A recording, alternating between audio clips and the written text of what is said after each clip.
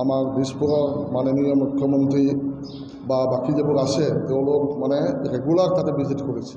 Chief minister 5 times গৈছে তাতে, nomination দিনাও গৈছে, তাৰ আগতো গৈছে, পিছতো গৈছে।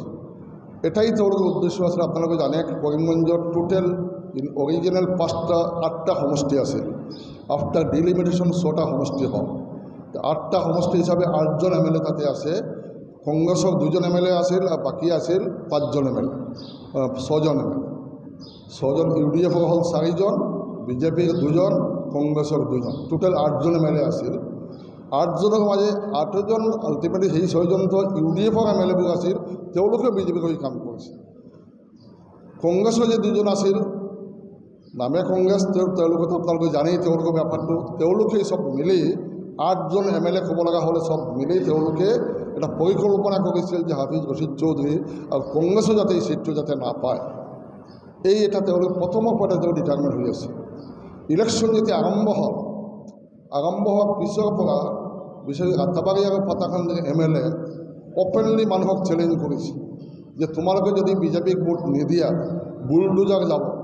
4 তাৰিখ ইলেকশ্যন কাউণ্টিং হ'ব, 5 তাৰিখ বা 6 তাৰিখ বুলডোজাৰ যাব, তোমালোক সাৱধানত থাকিবা। এই বুলডোজাৰ যাব, তাৰ পাছত আমি কেছ পৰ্যন্ত দিছোঁ। আমি 22 এপ্ৰিলত আমি কমপ্লেইন দিছোঁ at 10:38 AM।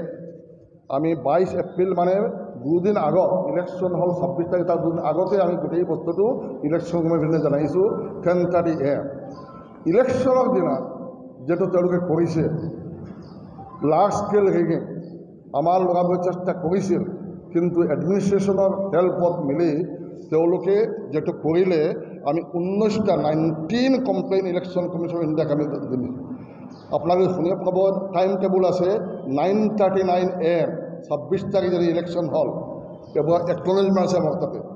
9:39 AM, 9:50 AM, 10:49 AM, 11:20 AM, 11:42 AM, 11:57 AM, 1:48 PM, 2:35 PM, 2:46 PM, 2:51 PM, 2:53 PM, 3:36 PM, 4:11 PM, 3:36 PM, 4:44 PM, 4:57 PM, 5:39 PM, 5:44 PM, 6:39, 6টা বজাত 39 মিনিটত আমি লাষ্ট ডেটটো দিছোঁ।